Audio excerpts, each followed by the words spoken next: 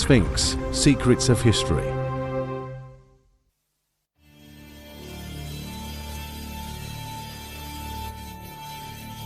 February 8, 1587, just after midnight, Mary Stuart, Queen of Scots, is a prisoner of the English Queen and writes a farewell letter. It's farewell to life. The scaffold is waiting for her.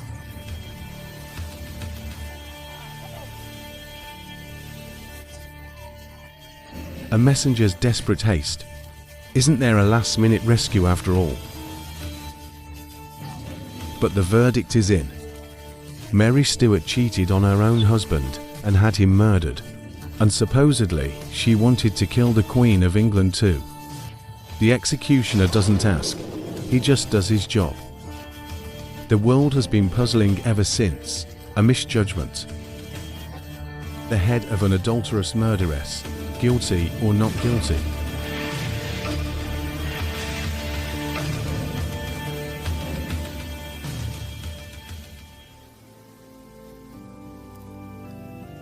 "400 years later, our quest for Mary Stuart's guilt or innocence begins in London, Westminster Abbey. This is where the English kings are crowned. This is where their bones lie.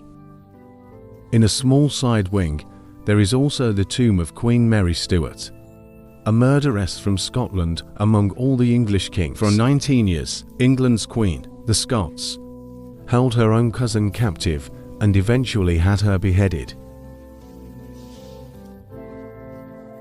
Mary Stuart as the great woman and heroine of the story. This is how many would like to see her today. But she had blood on her hands, say her opponents. As selfishness, she was equal to the English Queen, who is very close by. To rivals to the death, a tale of passion, intrigue and murder.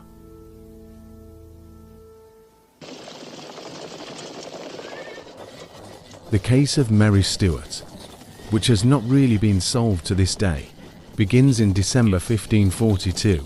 War is raging in Scotland. That was everyday life back then. England wants to force its Scottish neighbour back under its dominance. The Scots fight back valiantly, but in this battle they pay a heavy toll.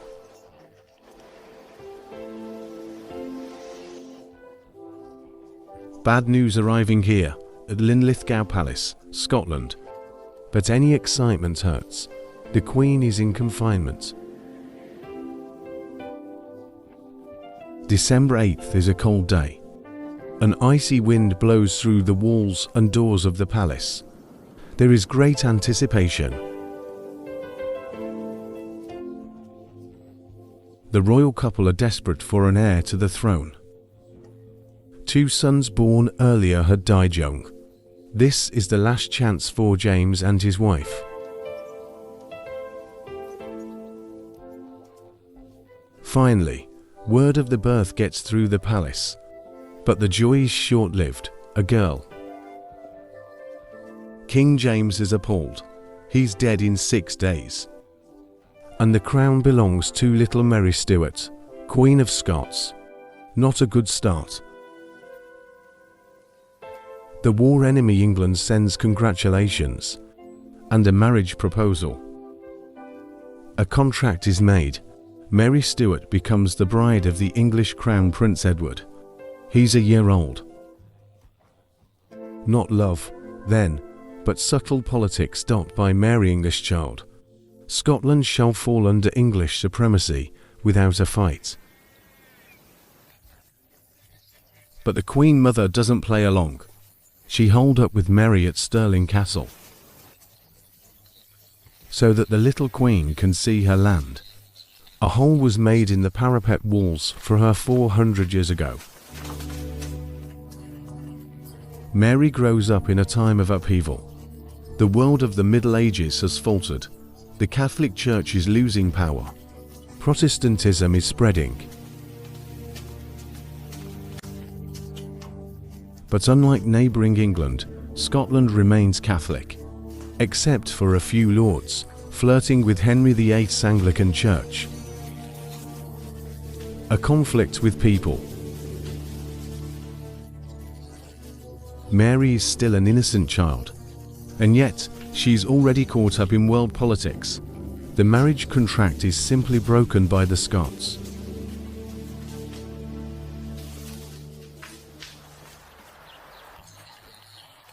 The court in London reacted indignantly to the affront. The transferred groom's father, King Henry VIII, is personally offended. Henry, who has had a total of 6 wives in his life, is not used to women eluding him. He'll take her by force if he has to. It's the same method he uses to get rid of her.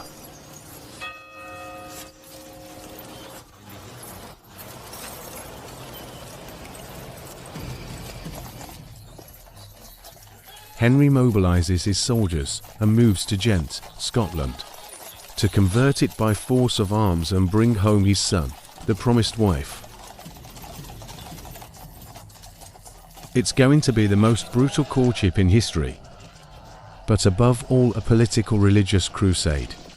According to the principle of honor, a judge dies, but the war is continued with relentless severity. Henry VIII dies, but the war continues with relentless severity. Filled with fear, Mary's mother packs her bags and flees Scotland, with the 6-year-old in the dead of night, the beginning of a long journey.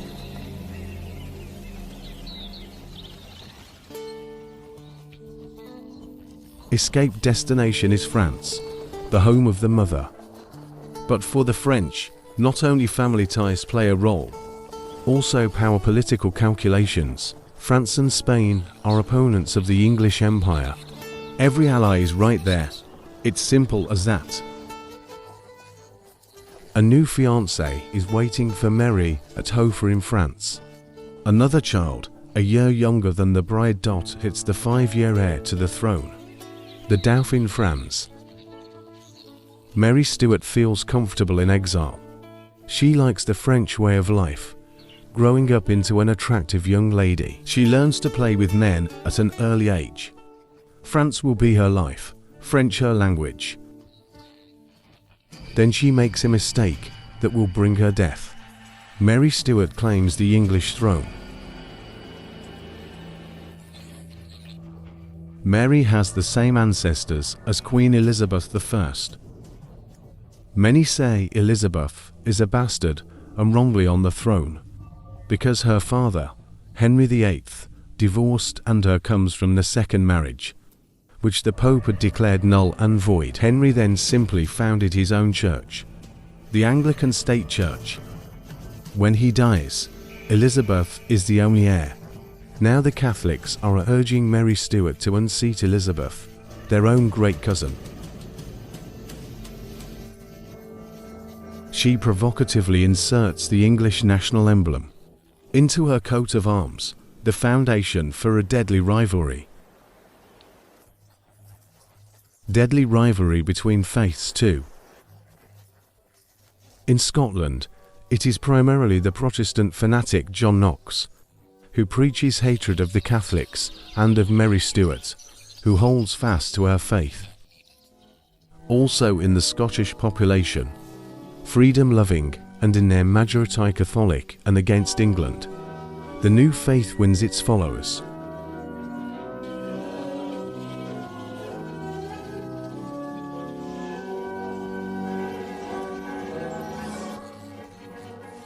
More bloodshed in the name of God. The war of religion, fueled by England with money and weapons, is now increasingly dividing the Scots themselves. In order to put an end to the bloodshed, Scotland has to declare Protestantism the state religion in 1560. The peace treaty with England sets another dictate. Mary Stuart must never again claim that she belongs on the throne in London. The Queen of Scotland remains in exile in France and appears uninvolved. She also negated the peace treaty. Notre Dame, Paris, April 24, 1558. War is still raging in the Scottish homeland. Then 16-year-old Mary celebrates her wedding with the Dauphin, as planned. All Paris cheers her. But one little thing bothers them. The bride wears white, the colour of mourning in France. It's like an evil ancestor.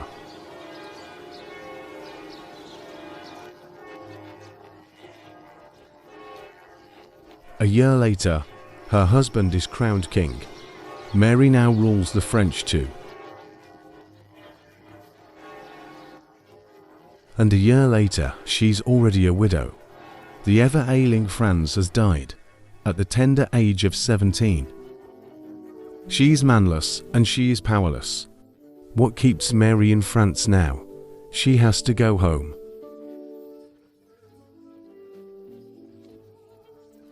But she leaves full of conflict. She writes poems that later become songs. Farewell, good time.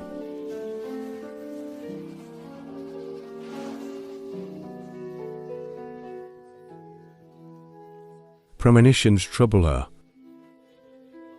If I have to end up in England by accident, I'll be at Queen Elizabeth's mercy. If she's cruel, she can kill me. Maybe for the best for me, but God will decide.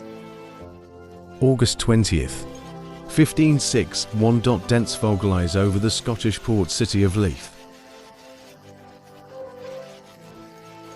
At dawn, the royal ship anchors unnoticed. Nobody expected the famous passenger too soon.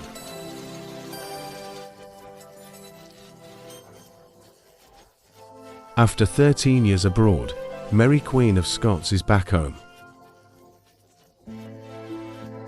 Wet, cold, dark mood already on her first day. That brings bad luck, rumour has it.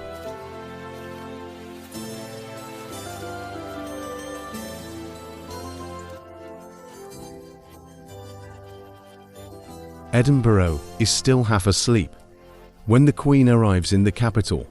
A week later, on September 2nd, there is a big welcome spectacle. On the road from the castle to the old town, still called the Royal Mile today.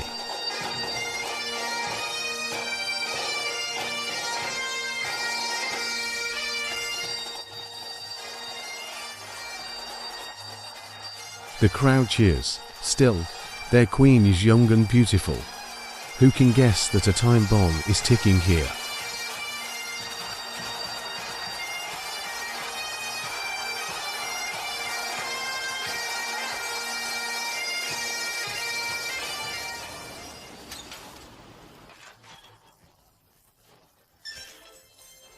Mary takes up residence in the royal palace of Holyrood.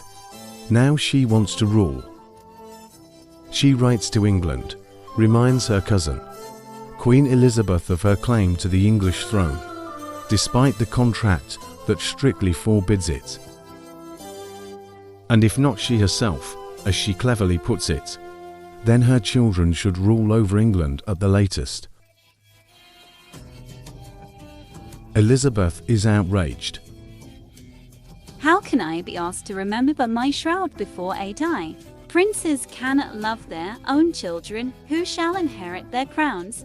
How am I supposed to love my cousin if I declare her my successor? Added to this is female jealousy. Elizabeth is considered a dried-up spinster. But Mary Stuart is beautiful and adored by admirers. A myth arises around the Scots Queen, the beautiful, emancipated woman, and she knows how to use the myth. Mary, however, urgently needs political friends in her own country, which is internally torn. Scotland is ruled by clans, great family dynasties, headed by chiefs who selfishly compete for their possessions. Their castles are forbidding fortresses. Scottish lords are Cajuns. They quarrel for wealth and power. Mary Stuart tries to find a way between factions and makes mistakes. She carelessly entrusts the affairs of state to her stepbrother James Stewart, later Lord Moray. Mary has got a louse in her fur with this. In St. Giles Cathedral, Mary knows her fiercest opponent, the notorious John Knox, the Calvinist dogmatist. From the very first encounter, it's clear that John Knox is relentless. He berates the Queen as a stubborn Catholic, a tormentor of the Protestant Church and the Scottish faithful.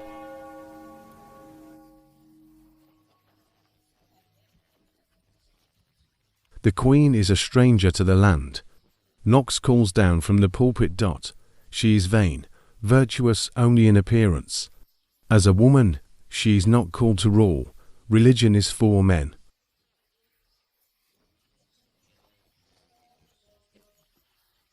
Politically, Mary is no match for a man like Knox. She must accept Protestantism as the state religion, but personally insists on her Catholic faith. A rotten compromise that doesn't help. Churches are burning again in Scotland.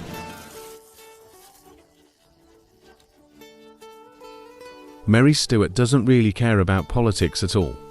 But what's really going on with this woman? Is she still following a plan? Or is she simply overwhelmed, internally torn between private striving for happiness and public office? Mary is not really taken seriously as a regent. Mary is interested from the start more as a woman.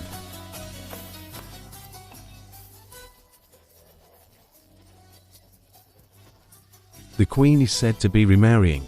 The country needs an heir. Dome plans are forged at many festivals, and there are many applicants, but one goes mad. Another hiding under her bed gets beheaded. Don Carlos of Spain going insane. The Archduke of Austria has too little money.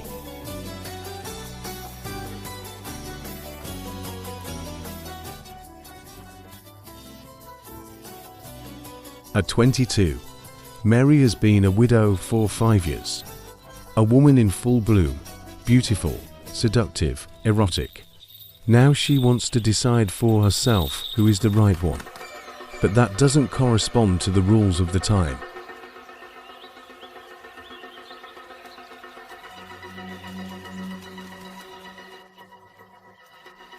Suddenly she fell in love. The court society cannot believe it. She's consumed with longing, but after whom? It's a close relative younger than her, a man. They say, without character, a dazzler. Henry Lord Darnley. Mary Stuart needs a man to make her strong. Darnley, however, is effeminate, vain.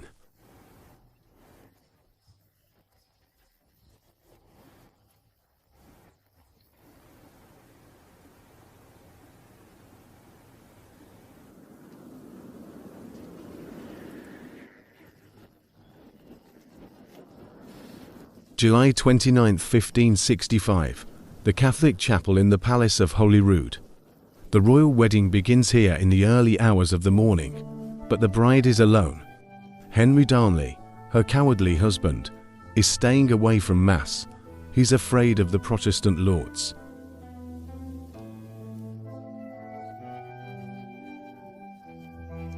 The ceremony is barely over when Mary has had enough of her mate.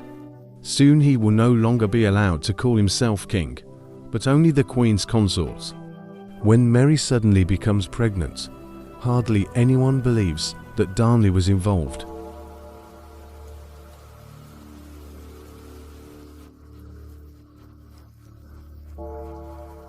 Evil tongues suspect their closest confidant, a small, ugly Italian with a penchant for colourful jewellery. Nobody can get past him. David Rizzio, Royal Secretary. The courtiers politically suspect. The king's spouse or thorn of jealousy in the flesh.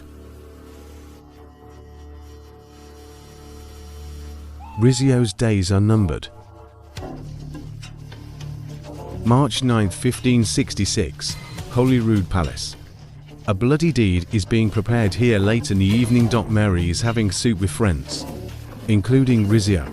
Mary's husband knows that too, and as so often remains excluded, he knows his stuff, showing the conspirators the secret stairways to the royal chambers.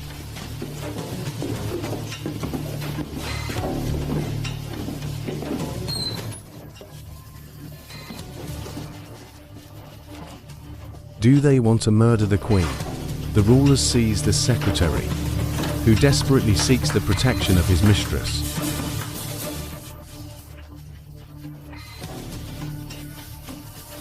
They stab him 56 times in front of the Queen, who is 6 months pregnant.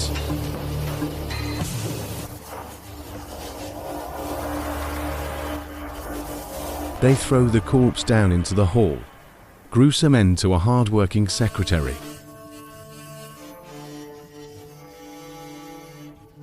Mary only mourns for a short time. She has other concerns. She knows the perpetrators and now knows who to mistrust. One lost her sympathy forever. Her own husband. Evidence of that is her threat. I am no longer your wife in the future. I won't rest until I know you're as miserable as I. AMI. 3 months later, on June 19, 1566, Mary gave birth to a son in this small room, the heir to the throne, James VI. So here he is. Mary's heir, which she threatened her rival with in London. In fact, the bachelorette Elizabeth is deeply affected. Life is unfair. The Queen of Scotland has just given birth to a son. But I'm just a corrupt branch. Nevertheless, she becomes a godmother, sends gifts, and a proposal. Mary is to accept Protestantism and renounce the English throne. Only her children may inherit the English woman. Mary declines.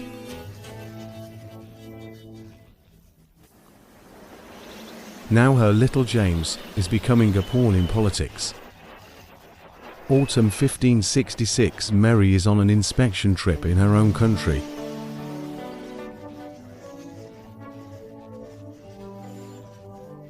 Arrived in Jedburgh, she received a message from the front. Their commander in the contested Anglo-Scotland border has been wounded. Mary is shocked.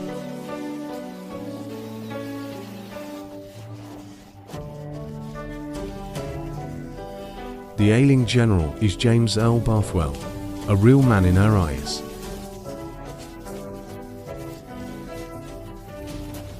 The Queen is obviously worried and can no longer be held.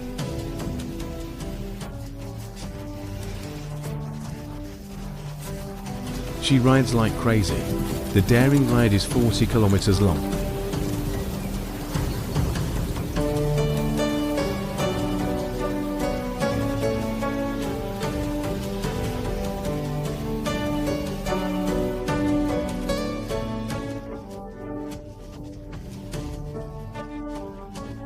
Hermitage Castle Hunting Lodge.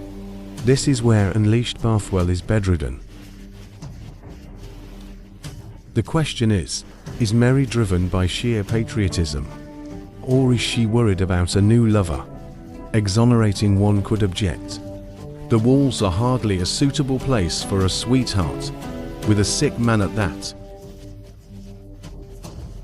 That same day, Queen of Scotland rode all the way back to Jedburgh and fell ill, from exhaustion or wound in the soul.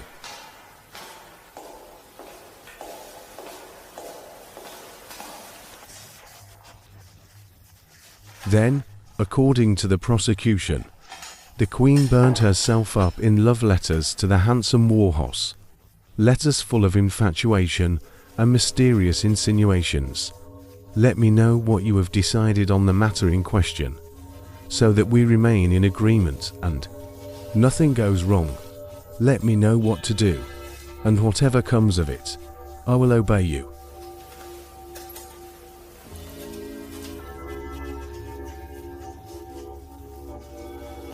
The authenticity of the mysterious letters is still being questioned to this day. The focal point is a silver coffer that belonged to Mary Stuart, but did the letters come from her? November 1566. The royal residence of Craigwillow, just outside Edinburgh. Mary Stuart meets her most loyal lords. She finally wants to solve a problem. The divorce from Darnley, her husband. There are other ways, their advisors suggest. The Queen doesn't ask or say no. She now knows that something is about to happen.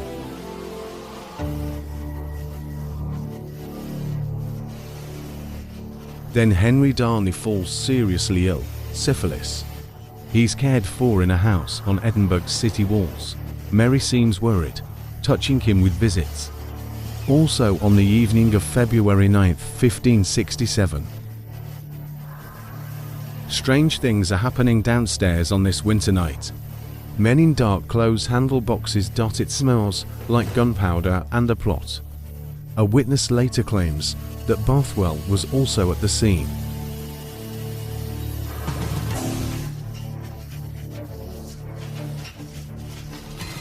Mary will be back in the castle before midnight at a masked ball. Edinburgh is woken up by an explosion in the morning. Darnley's body lies in the garden of the destroyed house. Edinburgh's house walls are quickly painted with suspicion. Murder.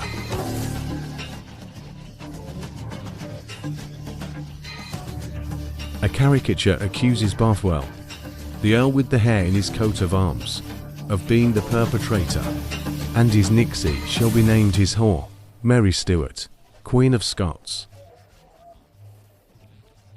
Bothwell survives an initial inquest and invites a few familiar lords into the Ainsley Thighs, a drink with conspiratorial content.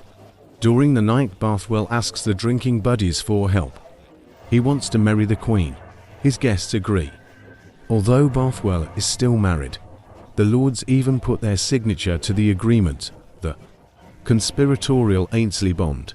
Mary's defense attorneys later claim this was a planned trap.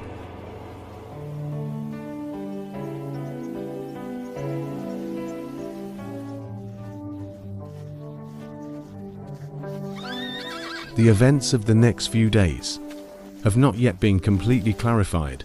Bothwell kidnaps the Queen, but it's also clear that Mary doesn't fight back.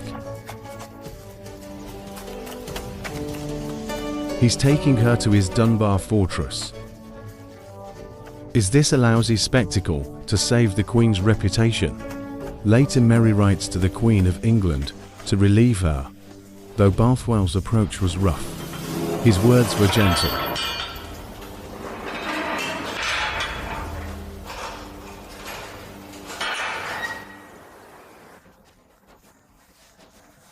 He promised to honor and serve me. In his power, with no hope of deliverance, I granted him the favor of marrying him. But maybe Mary is just ashamed of the truth. The unscrupulous Bothwell may have raped Mary and blackmailed the marriage. Witnesses claim to have heard calls for help at night. Either way, Mary Stuart claims allegiance to Bothwell and remains accused of involvement in Darnley's assassination.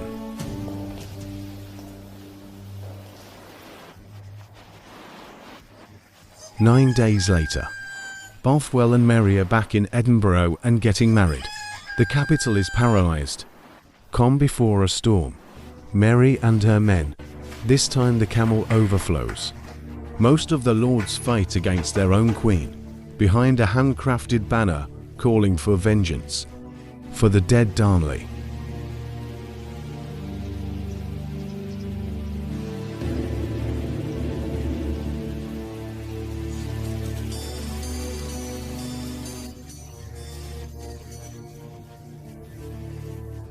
Carberry Hill, 5 miles from Edinburgh. This is where the troops meet, the loyalists and the opposition. An original drawing captures the moment. Nobody really wants to fight. One hesitates. Endless discussions. Eventually, Mary surrenders without a fight and is taken prisoner. Bothwell is granted liberty for this. He can flee. Now Mary is all alone. The anger of the people echoes from the streets of Edinburgh. Kill the whore. Mary has hit rock bottom. But is she also an adulteress and a murderess?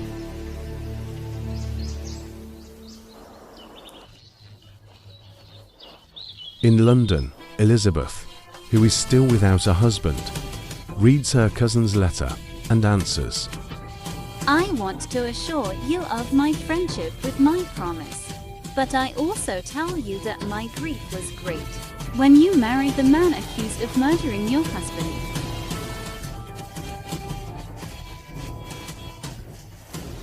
Mary Stuart is taken to a fortress in the middle of Loch Leven, surrounded by water, imprisoned behind thick walls, no contact with the outside world, a prisoner of her own lords.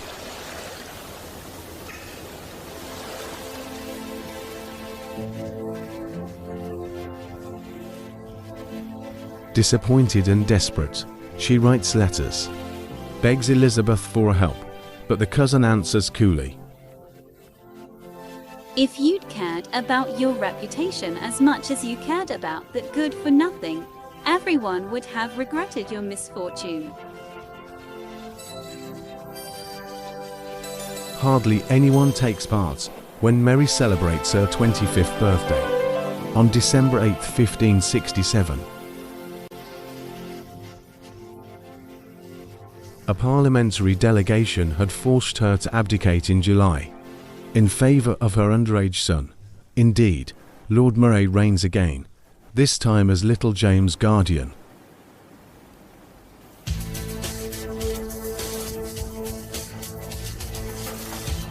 But then it turns out that Mary Stuart is not broken yet. Even here, under arrest, she finds men who succumb to her charms. A young page in love steals the keys and leads Mary outside.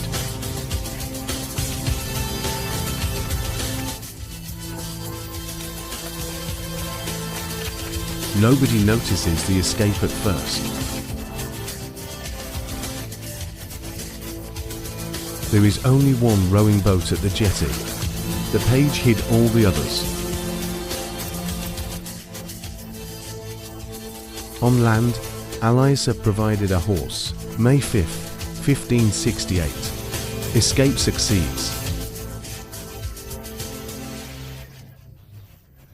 Mary wants the crown back, but she still fails before the fight begins. She's hiding in Dandron Monastery, her last day in the Scottish homeland.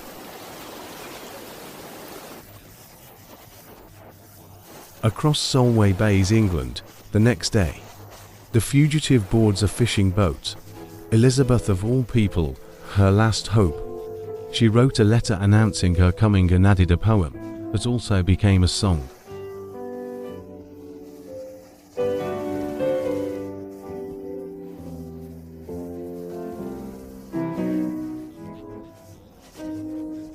On May 16th, the Scot enters the English soil.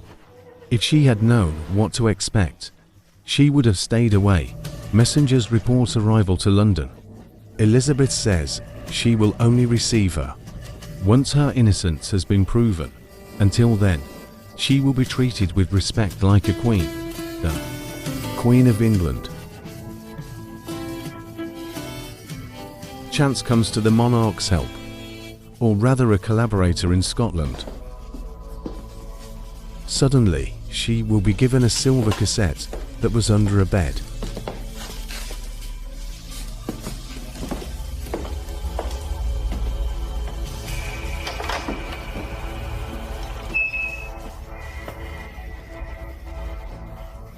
Its content is incriminating. A marriage contract signed before the alleged kidnapping. Poems and love letters. On the face of it, unequivocal evidence of Mary's infidelity and abetting her husband's murder. Elizabeth appoints a commission to judge her cousin. The charge is incitement to murder. The defendant objects. The letters are fake. That sounds plausible. The letters are undated, have no beginning or end, and are unsigned. Were they forged and linked to bits and pieces of Mary's real correspondence? Was the beautiful Scots fooled? No verdict can be reached with this dubious evidence.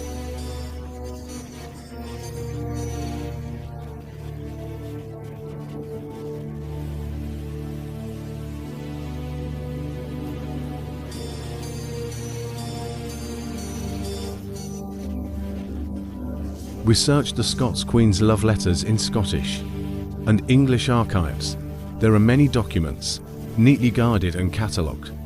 But the original letters are not included. They disappeared without a trace back then, faster than they appeared before. Today, there are only the transcripts made for the commission members. but supposed transcripts are worse than hearsay witnesses.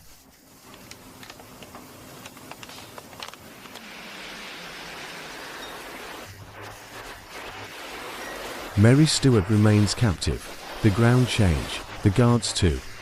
The enamoured Duke of Norfolk wants to marry and set her free. Elizabeth has him executed. Another dead man in Mary's life. Now things are getting tight for the Scots. Fewer and fewer servants are allowed near her. Letters to her son are no longer delivered.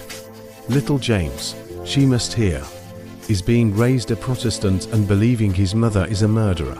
The news that Bobwell has gone insane and died no longer interests her. Mary falls ill more and more often. Her beauty fades. She writes to Elizabeth, I have to tell you that I am not strong enough to continue to endure this treatment. I am in your hands, but I declare that I gave you no cause for any of this.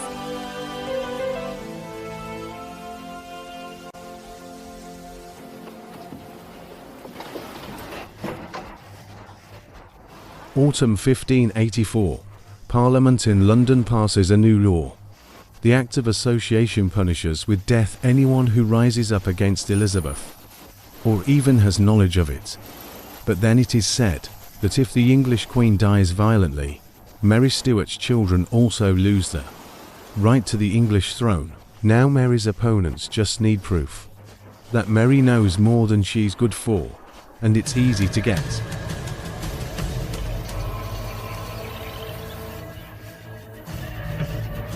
Early summer 1586, another man entered Mary Stuart's life, Sir Beddington. On Monday, he sends Mary the message that with the help of the Catholic Spaniards, she could be enthroned in place of the English Queen. Why on earth isn't Mary Stuart alarmed when she suddenly starts receiving letters again? Instead, grasping at straws, dictates an answer to her secretary.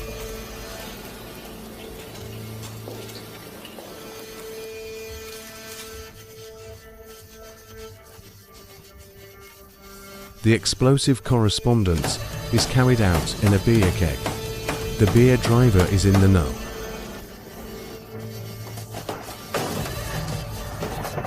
But he's a hired informer. He takes the letter to Sir Walsingham, counsellor to the Queen of England. He finally has the proof he's looking for, and marks the incriminating passages. The so-called conspiracy was a trap.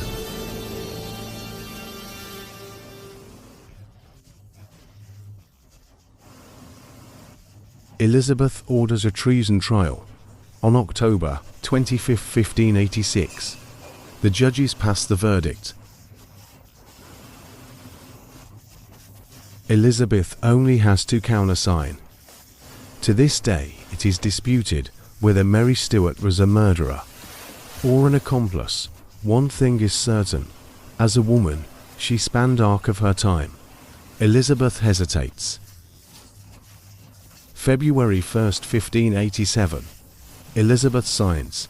Death on the scaffold.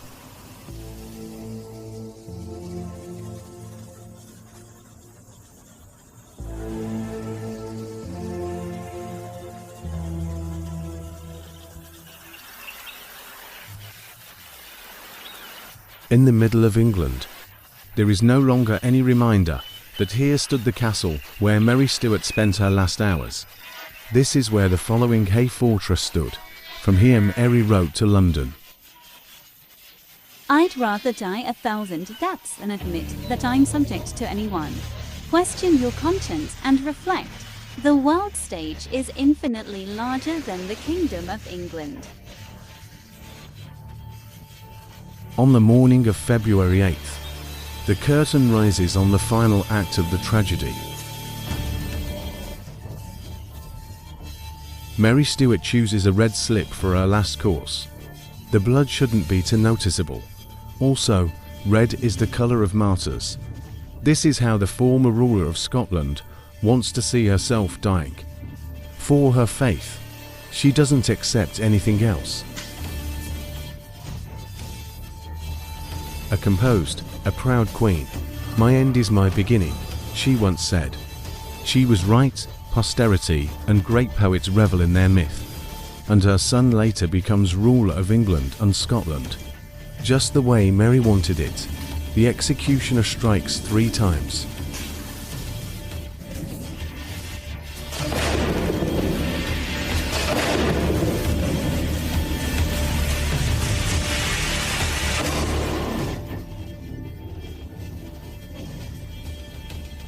When he wants to raise her head, he holds the wig in his hand.